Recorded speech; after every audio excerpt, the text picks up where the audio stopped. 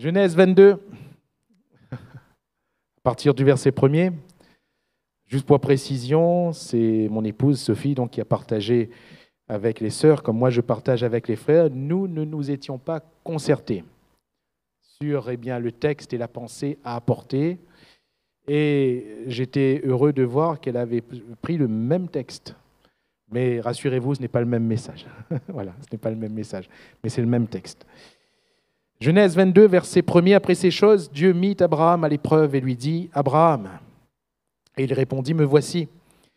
Dieu dit « Prends ton fils, ton unique, celui que tu aimes, Isaac. Va-t'en au pays de Moridja, et là offre-le en holocauste sur l'une des montagnes que je te dirai. » Abraham se leva de bon matin, sella son âne et prit avec lui 2 serviteurs et son fils Isaac. Il fendit du bois pour l'holocauste et partit pour aller au lieu que Dieu lui avait dit. Le 3e jour, Abraham, levant les yeux, vit le lieu de loin. Et Abraham dit à ses serviteurs, « Restez ici avec l'âne. Moi et le jeune homme, nous irons jusque-là pour adorer et nous reviendrons auprès de vous. » Abraham prit le bois pour l'holocauste, le chargea sur son fils Isaac et porta dans sa main le feu et le couteau. Et ils marchèrent tous 2 ensemble. Alors Isaac, parlant à Abraham, son père, dit « Mon père ?» Et il répondit « Me voici mon fils. » Isaac reprit « Voici le feu et le bois, mais où est l'agneau pour l'holocauste ?» Abraham répondit « Mon fils, Dieu se pourvoira lui-même de l'agneau pour l'holocauste. » Et ils marchèrent tous 2 ensemble. Lorsqu'ils furent arrivés au lieu que Dieu lui avait dit, Abraham y éleva un autel et rangea le bois. Il lia son fils Isaac et le mit sur l'autel, par-dessus le bois. Entre parenthèses, frères, imaginez un seul instant cette scène, combien elle est terrible. Mettez-vous à la place d'Abraham. Si vous avez un fils, mettez-vous un instant à la place d'Abraham. Il rangea le bois, il lia son fils Isaac, le mit sur l'autel, par-dessus le bois. Puis Abraham étendit la main et prit le couteau, on lit tous la même chose, pour égorger son fils. Alors un ange de l'Éternel l'appela des cieux et dit « Abraham, Abraham !» Et il répondit « Me voici ». L'ange dit « N'avance pas ta main sur l'enfant et ne lui fais rien, car je sais maintenant que tu crains Dieu et que tu ne m'as pas refusé ton fils, ton unique. » Abraham leva les yeux et vit derrière lui un bélier retenu dans un buisson par les cornes. Et Abraham alla prendre le bélier et l'offrit en holocauste à la place de son fils. Abraham donna à ce lieu le nom de Jéhovah-Jireh. C'est pourquoi l'on dit aujourd'hui, à la montagne de l'Éternel, il sera pourvu. Amen. Gloire à Dieu.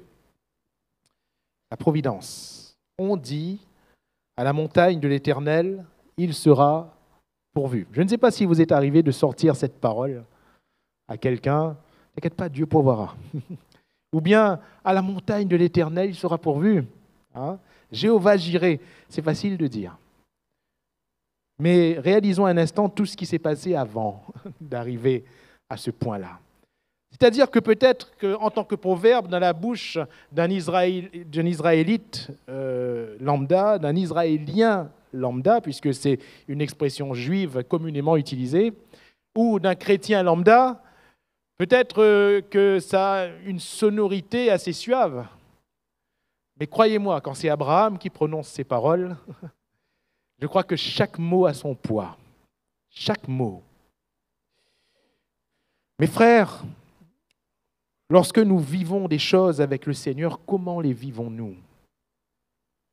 Comment les vivons-nous? Si nous marchons avec Dieu, comment vivons-nous la marche avec Dieu? Comment vivons-nous? C'est là tout mon propos ce soir. On parle de la providence. Mais la providence, ce n'est pas une option que Dieu a pour nous. La providence, ce n'est pas une bénédiction parmi les bénédictions que Dieu a pour nous. La providence, c'est Dieu. La providence, c'est Dieu. Parce que la qualité de Dieu, ici, c'est le Jéhovah-Jireh, c'est le Dieu qui pourvoit. Dans la Bible, et surtout dans la langue originale, dans l'hébreu, chaque nom de Dieu nous fait découvrir un aspect de la même personne, de la personne de Dieu. Dieu n'est pas divisible, c'est le même Dieu. Et nous est décrit à chaque fois un trait de caractère de Dieu. Et ici, quand il est question, par exemple, au commencement, Dieu créa le le mot hébreu ici, au commencement Dieu créa, Genèse chapitre 1er, verset 1er. Dans tout ce chapitre 1er, au commencement Elohim, hein, voilà un aspect de Dieu. Il est question bien, du Dieu de rigueur, du Dieu qui fait tout parfaitement, du Dieu qui ne fait rien avec un seul petit défaut. Il fait tout parfaitement. Elohim, un nom. Dès Genèse 2, on voit un deuxième nom de Dieu, YHWH, Yahweh. Hein? Yahweh. Et là, c'est le Dieu de miséricorde, le Dieu d'amour envers l'homme. Et au fur et à mesure que le texte se déroule, le texte biblique, on découvre des aspects de Dieu. Et ici, Jéhovah Jireh, ce n'est pas le Dieu qui pourvoit à un moment donné. La providence, c'est une qualité de Dieu. Dieu pourvoit tout le temps. Alléluia. Dieu est Dieu de providence, Dieu est providence tout le temps. D'ailleurs, c'est dans notre version française, ou même dans d'autres versions européennes, où il est écrit Jéhovah Jireh. Dans la version originale, c'est juste écrit Jireh. Hein? Il a donné ce lieu le nom de Jireh. Ça veut dire providence, c'est tout. Jireh, il pourvoit. C'est un nom de Dieu. Dieu pourvoit. Dans Jireh, on a cette particule Jah ou Yah, qui désigne Dieu, et ce Dieu pourvoit. Alors, comment Morijah devient Jireh? On est d'accord que le lieu s'appelle Morijah. Et c'est Abraham qui va lui donner le nom de Jireh, Jéhovah Jireh. Comment Morijah devient Jireh?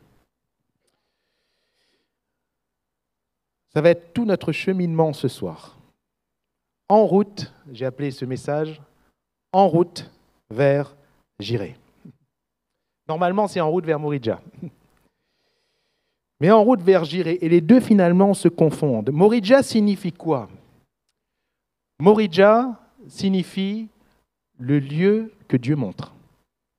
Ou si vous préférez, le lieu que Dieu choisit. Le lieu que Dieu choisit. Morijah, c'est donc le choix de Dieu. Ce n'est pas Abraham qui choisit, c'est Dieu.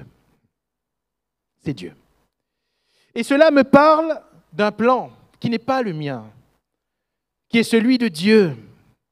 Et tout chrétien qui marche avec Dieu marche non pas selon son plan, mais selon le plan de Dieu. Les jeunes, je ne sais pas si c'est toujours le cas, mais à une époque, à mon époque, quand j'étais jeune, ils avaient toujours ce langage. Quand le week-end approchait, quand le vendredi approchait, souvent le jeudi, on se parlait entre nous. Moi, pas tellement, parce que je savais quel allait être mon programme, mais je parle de ceux qui ne connaissaient pas le Seigneur. On était en cours à la fac, je me souviens, il y avait des jeunes qui parlaient entre eux le jeudi. À chaque jeudi, j'entendais les mêmes choses. Et quel plan on fait pour le week-end? Hein? Quel plan on en a pour le week-end? Qu'est-ce qu'on fait? Ah, mais viens, coup. Hein? Quel plan? C'est eux qui faisaient le plan. C'est eux qui faisaient le plan. Le chrétien, si c'est lui qui fait le plan, il n'est pas chrétien. Vous comprenez dans quelle mesure je dis cela? On peut confesser Jésus. On peut confesser croire en Jésus. Mais si c'est nous qui établissons notre plan, nous ne sommes pas chrétiens. Parce que nous ne suivons pas le plan de Dieu. Ésaïe nous montre clairement qu'il est impossible que notre plan propre soit aussi le plan de Dieu. C'est impossible. Impossible. Dieu va dire par la bouche du prophète Ésaïe, autant les cieux sont éloignés de la terre, autant le sont mes pensées de vos pensées et vos voix de mes voix. Non, vos voix ne sont pas mes voix et mes pensées ne sont pas vos pensées, va dire le Seigneur. Quand nous concevons quelque chose, écoutez-moi bien, quand nous concevons quelque chose, c'est impossible que ce soit la conception de Dieu. Mais quand nous recevons la pensée de Dieu par le Saint-Esprit, là, c'est le plan de Dieu. Alléluia. Comprenez bien, je vais répéter, pour être sûr que tout le monde comprend bien. Quand je conçois quelque chose, il faut tout de suite se mettre en garde. Parce que ce ne peut pas être ce que Dieu conçoit. Ça ne peut pas. Parce que Dieu dit, vos voix ne sont pas mes voix. Vous comprenez? Mais si par le Saint-Esprit, je reçois la pensée de Dieu, alors je suis dans le plan de Dieu. Je suis dans le plan de Dieu. Donc, qu'est-ce qu'il est important pour vous et pour moi de faire ce soir? Seigneur, quelle est ta pensée? Le Saint-Esprit connaît la pensée. Ils sont les profondeurs de Dieu. Et le Saint-Esprit peut nous communiquer la pensée de Dieu. Seigneur, quelles sont tes voies? Quelles sont tes pensées? Il n'y a pas 10 000 plans, il n'y en a qu'un. Et c'est dans ce plan qu'est la providence de Dieu. Voyez, Moridja devient Jireh. Le choix de Dieu comporte la providence de Dieu. Alléluia. À partir de là, je n'ai qu'une question pour ma vie. Seigneur, qu'est-ce que tu as choisi pour moi? C'est sûr et certain que nous sommes là parce que Dieu nous a choisis. Alléluia. Dieu nous a choisis. Avant la fondation du monde, il nous connaissait. Notre frère Prosper nous l'a rappelé hier soir. Il nous connaissait. Il nous a prédestinés. Il nous connaissait. Seigneur, si tu m'as choisi, alors qu'est-ce que tu as choisi pour moi? Quelles sont tes voies pour moi? Je m'avance et je suis sûr que je ne me trompe pas. Cette voie, elle n'est pas mystique. C'est-à-dire qu'il n'y a pas un mystère autour du plan de Dieu pour ma vie. Le chemin est le même pour nous tous. Jésus a dit, je suis le chemin, la vérité et la vie. Donc, quel est mon plan? Quel est le plan de Dieu pour moi? Le plan de Dieu pour toi, mon frère, écoute-moi bien, c'est Jésus. Alléluia. Parce que la providence de Dieu porte un nom, c'est Jésus. Et nous le verrons pourquoi. Nous le verrons. Moridja devient Jireh quand nous faisons le choix du choix de Dieu. Vous me suivez? Quand je fais le choix du choix de Dieu, Dieu a déjà choisi le Dieu. Et quand Abraham fait le choix d'obéir à la voix de Dieu pour aller vers ce lieu, Moridja devient Jireh.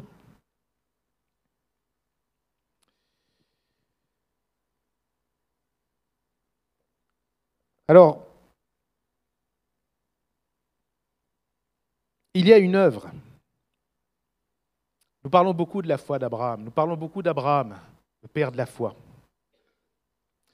Paul, il va bien parler de la foi par opposition aux œuvres, quand il va dire, est-ce qu'Abraham a été justifié par les œuvres ou par la foi? Il est écrit, Abraham crut à Dieu, et cela lui fut imputé à justice.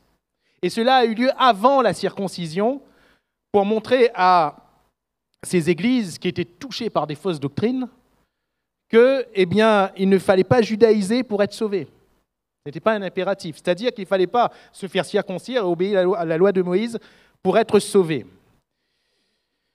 Par contre, et j'aime bien la Bible parce qu'il y a un bel équilibre, un parfait équilibre. Vous prenez l'enseignement de Paul, qui dit que ce n'est pas par les œuvres, mais c'est par la foi, afin que personne ne se glorifie. Et vous prenez la lettre de Jacques qui dit « Montre-moi ta foi sans les œuvres, et moi je te montrerai ma foi par mes œuvres. » Et il va dire, Jacques, notre père Abraham, il a été justifié comment? Par la foi ou par les œuvres? Ça, c'est une bonne colle. Hein? Une fois, j'ai eu ça comme devoir en théologie. Hein? À nous de démontrer, bibliquement. Abraham a été justifié comment? Par la foi ou par les œuvres? Et Jacques va dire, la foi sans les œuvres, elle est morte. Elle est morte. Littéralement, elle est stérile. Elle est stérile. La foi sans les œuvres ne donne rien. Donc, on est obligé, voilà pourquoi je dis que ce n'est pas mystique, on est obligé de regarder à ce qu'Abraham a fait. Parce que la foi, c'est quoi finalement? La foi, certes, c'est croire. Mais la foi, Abraham nous montre ici que si l'on croit, la foi, c'est faire. La foi, c'est faire ce que Dieu dit, et la foi, c'est faire comme Dieu fait. La foi, c'est faire, premièrement. Par opposition à quoi? Frère, pardonnez-moi d'être assez franc dans ce que je vais dire ce soir, pour premièrement ne pas trop perdre de temps, mais aussi pour ne pas que vous ayez du mal à retenir tout ce qu'on partage. Mais frère, la foi, c'est beaucoup plus que de fermer les yeux et de se dire « je suis dans la présence de Dieu ». La foi, c'est beaucoup plus que de lever les mains. La foi, c'est beaucoup plus que de chanter un chant. La foi, c'est beaucoup plus que d'accomplir un acte religieux. La foi, c'est se lever et faire pour la gloire de Dieu. C'est faire, c'est faire. Et tant que tu ne fais pas, il n'y a pas la foi. Tant qu'on ne fait pas, il n'y a pas la foi. Prier, c'est bien. Déjà, il faut prier, mais il faut le faire. Il faut le faire. Mais agir tout en priant, c'est mieux. Dieu dit à Abraham, parce que la foi commence toujours par une parole, Dieu dit ici à Abraham, prends ton fils, ton unique, celui que tu aimes, hein, nous y reviendrons tout à l'heure, celui que tu aimes, va-t'en au pays de Moridja et là, offre-le en holocauste sur l'une des montagnes que je te dirai. Abraham, qu'est-ce qu'il fait? Est-ce qu'il dit, ah, Dieu me parle? Ah, Seigneur, ah, est-ce qu'il fait comme... Non. Est-ce qu'il dit, ah, je reste dans la présence de Dieu? Ah, est-ce qu'il a fait des conférences partout autour de lui en disant, Dieu m'a parlé? Dieu m'a parlé. C'était vrai, Dieu lui a parlé. Mais après, frère, ça sert à quoi que Dieu nous parle si on ne fait rien? Ça sert à quoi? Dites-moi. Dites-moi. Dieu nous dit clairement dans sa parole de faire. Ça sert à quoi qu'on entende Dieu nous parler si c'est pour ne rien faire? Paul va dire que dans les derniers temps, il y aura beaucoup de fanfarons. Beaucoup de fanfarons. Et les fanfarons, ce sont des paresseux de la Pentecôte. Ce sont ceux qui aiment recevoir, mais qui ne font jamais. Jamais. Ils ne font pas et ils veulent que les autres fassent pour eux. Ils ne font pas. Ils n'aiment pas et ils veulent que les autres les aiment. Ils ne servent pas, mais ils veulent que les autres les servent. Ils ne veulent faire aucun effort. Mais l'effort doit toujours venir des autres. Par contre, ce qu'ils aiment faire, c'est critiquer. Ça, on arrive, hein? Ce sont les supporters de foot de la Pentecôte. Pas ce ballon là-bas que ça fait là. À quoi il tire pas? Regarde ça, ça les failles. Monte un coup sur le terrain. Hein? Monte sur le terrain, on voit que ça gagne fait le ballon. C'est facile de critiquer, oui ou non? C'est facile d'observer, de regarder, de chercher la petite bête, de chercher le défaut. C'est facile. Tant qu'on ne fait pas, la critique est facile. Mais dès qu'on commence à faire, c'est là qu'on voit la douleur. C'est là qu'on voit la peine. Cela m'amène à dire que dans l'Église, écoutez-moi bien, que chacun le prenne pour soi, je le prends premièrement pour moi. Dans l'Église, ceux qui critiquent ne marchent plus. Ceux qui critiquent ont déjà commencé à abandonner la course. Ceux qui critiquent, ils ont déjà quitté le terrain. Ils sont déjà allés dans les tribunes. Alors que normalement, je rappelle, hein, Hébreux chapitre 12, à partir du verset 1er, on ne peut aller dans les tribunes que quand on a fini la course. Ceux qui critiquent, ne soyons jamais de ceux qui observent pour critiquer. Soyons de ceux qui encouragent, mais par-dessus tout, des acteurs. Faisons, alléluia, faisons, c'est là le plan de Dieu. La foi, c'est faire. La foi, c'est faire ce que Dieu dit et non pas ce que je dis. Quand avons-nous vu la providence agir? Ici, Abraham, il va faire, oui, mais il fait ce que Dieu dit. Il ne fait pas ce qu'il a envie de faire. Vous vous rappelez, dans Jonas, Dieu dit à Jonas, lève-toi, va à Ninive. Un peu plus bas, il est dit, Jonas se leva, ça commence bien, hein, mais il alla à Tarsis. Il a fait, mais il n'a pas fait ce que Dieu a demandé. À partir de là, le malheur est arrivé. Il n'y avait pas de providence. Il a fait, mais il n'a pas fait ce que Dieu demandait. Saül va faire, mais à un moment donné, il ne va plus faire ce que Dieu demandait. Pourtant, il fait. Ce n'était pas un paresseux, Saül. Hein? Il faisait, mais il ne faisait pas ce que Dieu demandait. Pour ces hommes et ces femmes qui ont connu les miracles de Jésus, comment le miracle a-t-il eu lieu? Quand ils ont fait ce que Jésus demandait. À Cana en Galilée, Jean chapitre 2, que va dire Marie? Faites ce qu'il vous dira. Alléluia. Faites ce qu'il vous dira. Les serviteurs, ils auraient pu raisonner, ils auraient pu dire, mais C'est pas de l'eau, il faut du vin. Non, mais Jésus a dit prendre de l'eau. Allez prendre de l'eau. Hein. Allez pas rôde de vin, Jésus a dit rôde de l'eau. Allez rôde de l'eau. Ils sont allés prendre de l'eau, ils sont venus ramener. Puisez maintenant. Jésus a dit au puise, puise vite. Hein. C'est Jésus a dit, faites ce qu'il vous dira. Vous voulez connaître un secret? Quand le Seigneur nous dit de faire quelque chose, faisons vite. Faisons vite, parce que parfois, si on laisse la réflexion, on est lent à faire. Si on laisse les raisonnements arriver, on commence à dire, ça pas le Seigneur, c'est le diable, ça. Hein? Franchement, il ne nous est pas arrivé de dire ça. Si, ça nous semblait tellement improbable, tellement. De l'eau, alors qu'on a besoin de vin, c'est improbable. Oui, mais c'est Jésus qui dit. Et le Seigneur nous demandera souvent des choses improbables, mais simples, à la portée de n'importe qui. Faites ce qu'il vous dira. À Siloé, l'aveugle qui a été guéri, il a dit quoi? Celui qui m'a guéri m'a dit, va te laver au réservoir de Siloé. J'y suis allé, je m'y suis lavé, maintenant je vois. Pourquoi? Parce que c'est Jésus qui a dit. Alléluia. Les 10 lépreux qui sont venus voir Jésus, le suppliant de les guérir. Jésus va dire, allez vous montrer au souverain sacrificateur. Improbable. Vous savez, quand on regarde à la loi lévitique, à quel moment le lépreux devait aller se montrer au sacrificateur? Seulement quand il était guéri. Seulement. Sinon, il n'avait pas le droit. Il risquait la mort. Il n'avait pas le droit. Il n'avait même pas le droit de se montrer, même loin du souverain sacrificateur. Il n'avait pas le droit. Il risquait la mort.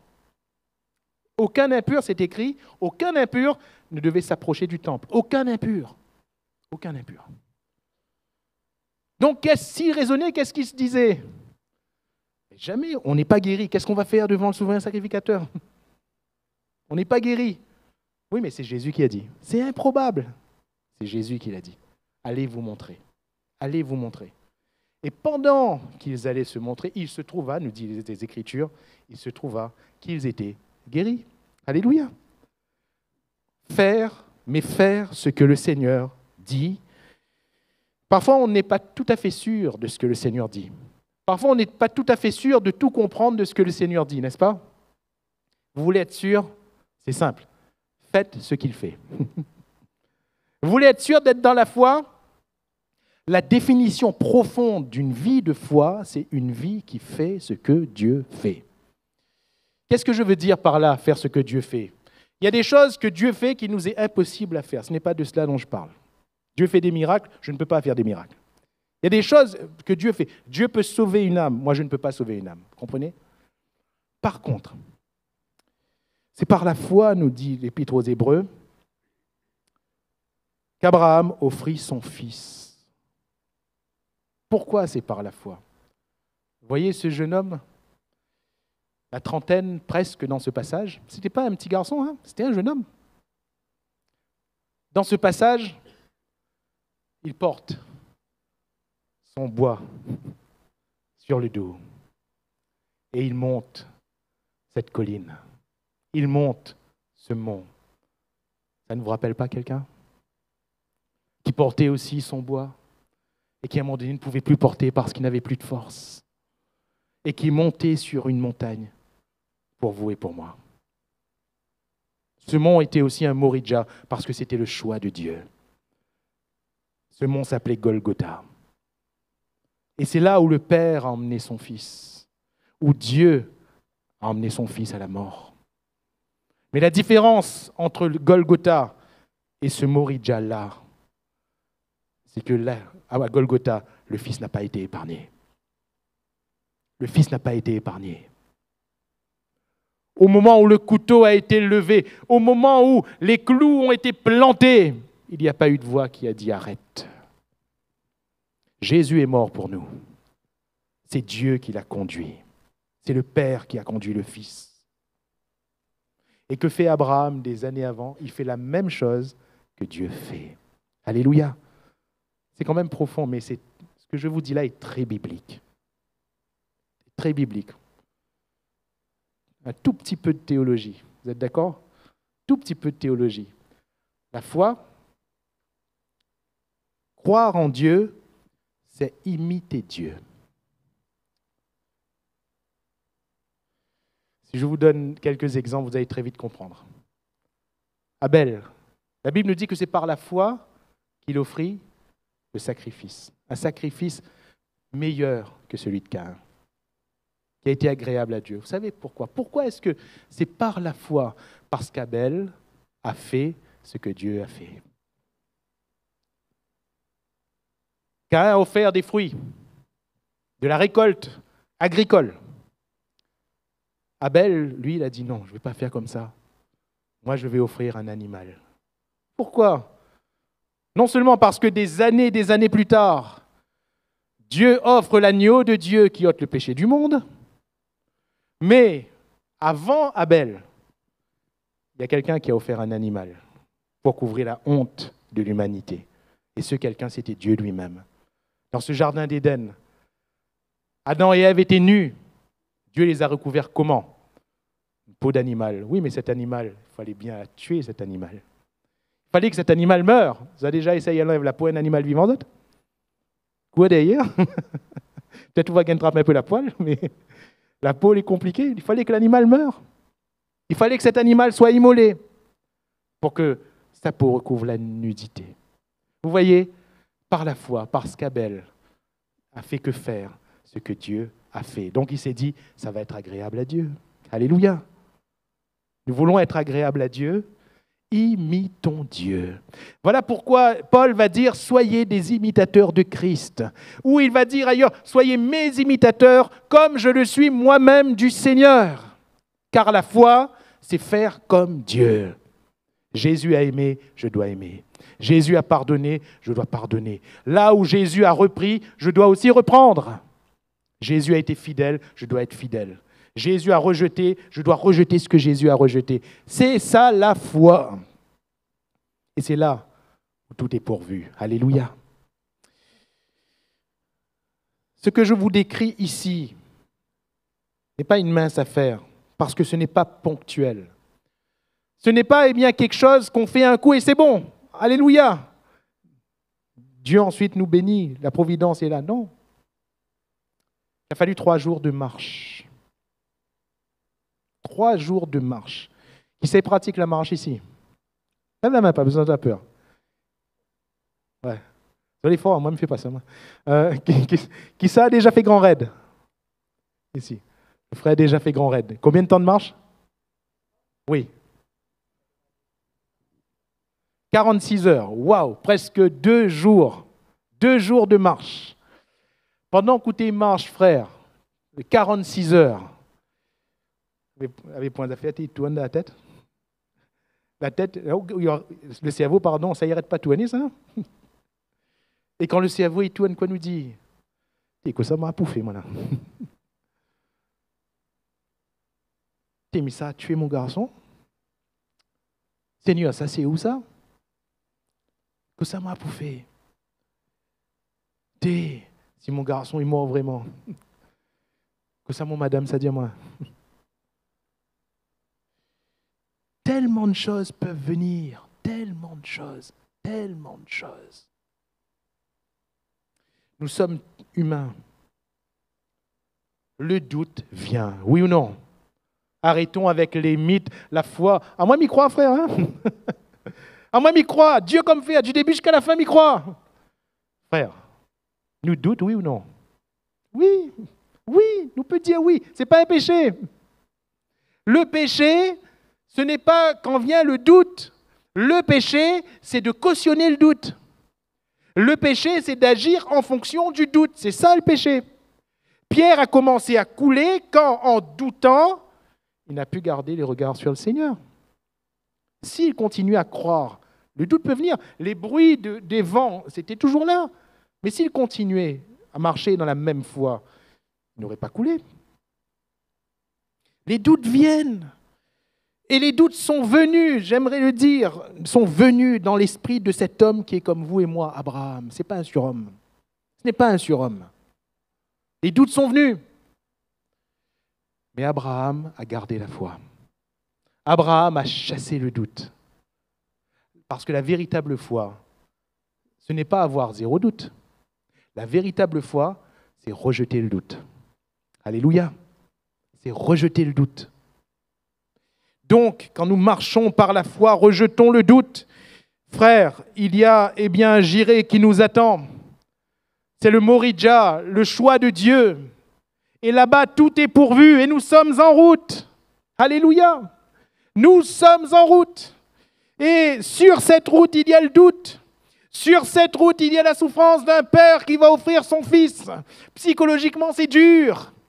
Sur cette route, il y a toutes sortes de remparts. Mais c'est en restant dans cette destination que la providence de Dieu agit. Alléluia. Tout est pourvu. Tout est pourvu. Non, Abraham n'y va pas pour souffrir. Voilà ce qui le fait triompher. Il n'y va pas sur cette montagne pour souffrir. Il ne va pas pour perdre. Regardez, à sa déclaration. Au verset 5. Restez ici avec l'âne, moi et le jeune homme. Nous irons jusque-là pour... Dites-moi le mot. Pour adorer. Alléluia. Adorer. C'est un homme qui a su vaincre ses doutes. C'est un homme qui a su mettre de côté tout le reste. C'est un homme qui a gardé secrète cette parole de Dieu. Les serviteurs ne savaient pas ce qu'il allait faire. Isaac, son fils, ne savait pas ce qu'il allait faire. Sa femme ne savait pas ce qu'il allait faire. Frère, quand le Seigneur nous parle, il faut savoir garder pour nous aussi. Parce que des fois, quand on partage aux autres, on se fait dérouter après. Hein? Ceux qui ne vivent pas ce que l'on vit ne peuvent pas comprendre. On est d'accord ? Quand je vis quelque chose, si quelqu'un n'a pas vécu ce que je suis en train de vivre, c'est impossible que la personne comprenne. Donc, qu'est-ce qui va se passer ? Si je commence à un peu trop partager, forcément, il peut y avoir des doutes supplémentaires. On n'a pas besoin de doutes supplémentaires. Il y en a déjà assez dans la tête. Hein ? Il y en a déjà assez. Parfois, certaines paroles que Dieu nous donne, les autres ne pourront pas la porter. Ne pourront pas les porter. Il faut être capable de garder pour soi. Et il arrive en vainqueur. Et il va dire, je ne vais pas aller pour perdre mon fils. Parce qu'il dit ensuite, et nous reviendrons auprès de vous. Alléluia. L'auteur de l'Épître aux Hébreux a dit qu'il croyait que Dieu était puissant même pour ressusciter son fils. Alléluia. Que même si son fils mourait sur cette montagne, Dieu pourrait lui redonner la vie. Vous savez pourquoi ? Quand Dieu lui a dit qu'il allait avoir un fils, Dieu avait dit que c'est de lui que sortira la postérité. Alléluia. C'est de lui. Donc c'était impossible que Dieu mente. Impossible. Pour lui, si Dieu lui demandait cela, soit, peut-être que son fils allait vraiment mourir, mais il savait que ce n'était qu'un test, parce que c'est d'Isaac que ça allait sortir la postérité. Alléluia. Frères, nous devons vraiment nous attacher aux paroles du Seigneur. Abraham s'est attaché à la parole du Seigneur du départ. Du départ, du début. Nous devons vraiment nous attacher à la parole du Seigneur parce que Dieu ne ment pas. Alléluia. Ce qu'il nous a dit, ce qu'il t'a dit, mon frère, il l'accomplira. Il l'accomplira. Nous allons pour adorer. Et ce Moridja, le choix de Dieu, c'est beau parce que là aussi, un tout petit peu de théologie. Quand Dieu dit une chose, c'est pour toujours. Quand il est dit que cette montagne a été le choix de Dieu, vous savez ce que des siècles plus tard, cette montagne va être le choix de Dieu. Pourquoi encore ? La même montagne. Pour, il y en a qui ont dit, pour le temple. Le temple de Jérusalem va être construit là, exactement où Abraham a offert son fils. Alléluia. Le temple de Jérusalem va être construit là. Nous irons pour adorer. Pour adorer. Le choix de Dieu. Adorer. Frère, adorer c'est quoi ? Littéralement, c'est se prosterner. Adorer, c'est pas être en exaltation en chantant un chant. Non. L'adoration, ce n'est pas une forme. L'adoration, c'est la prosternation, c'est l'humiliation de son cœur devant Dieu. Se prosterner, c'est s'humilier. Se prosterner, c'est abdiquer. Et se prosterner, se reconnaître qu'il est au-dessus de nous. Alléluia. Contempler sa face, voir sa magnificence, c'est ça adorer. Nous allons pour adorer. Alléluia. Nous allons pour adorer. D'où la question d'Isaac. Tu vas adorer, mais avec quoi? Quel animal va être offert pour adorer? Quel animal? Dieu se pourvoira lui-même, d'où le Jéhovah Jireh, ou le Jireh. Abraham va offrir ce qu'il aime, et Dieu souvent nous demande d'offrir ce que nous aimons. Frères, Dieu souvent nous demande d'offrir ce que nous aimons. Si c'est Dieu que nous adorons, nous ne devons rien retenir devant Dieu. Si c'est ta personne que tu aimes, offre ta personne à Dieu. Si c'est ton épouse que tu aimes, offre ton épouse à Dieu. Si ce sont tes enfants que tu aimes, offre tes enfants à Dieu. Dans quel sens est-ce que je le dis? Nous avons partagé cela dans le jeûne et prière de jeudi dernier. Et frères, déliez-le et laissez-le aller, nous devons le vivre. On s'inquiète tellement pour nos enfants. On voudrait tellement faire pour nos enfants. On voudrait tellement qu'ils soient dans notre plan à nous. Oui ou non? Seigneur, il faut que mon enfant il soit rempli du Saint-Esprit à 5 ans et demi. Seigneur, il faut que mon enfant il se fasse baptiser à 16 ans.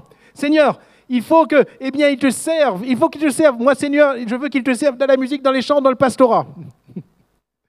Seigneur, il faut que mon enfant connaisse des choses bouleversantes avec toi. De telle sorte qu'on ne se rend même pas compte. Des fois, on met une pression sur nos enfants. On ne se rend même pas compte. J'aimerais te dire une chose. Ton enfant, délie-le et laisse-le. Alléluia. Délie-le et laisse-le. Dieu te demande d'offrir celui que tu aimes. Alléluia. Mets-le entre les mains de Dieu, parce que ce n'est pas notre plan qui compte, c'est son plan à lui. C'est sa providence à lui. Alléluia. Aujourd'hui, nous pleurons dans la prière. Demain, nous nous réjouirons. Si c'est ton épouse, délie-la. Pas délie-la Samson, hein. Délie-la, enlève ses liens. Et laisse-la aller. Laisse-la aller. Laisse-la entre les mains de Dieu. Alléluia.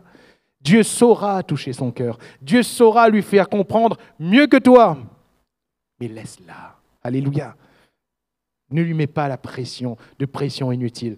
Si c'est ta personne à toi, arrête de garder tes yeux sur ta personne. Délie et remets ta vie entre les mains du Seigneur. Alléluia. Offre ce que tu aimes. J'espère qu'il n'y a personne qui aime son argent ici. Si quelqu'un aime un peu trop son argent, offre ce que tu aimes à Dieu.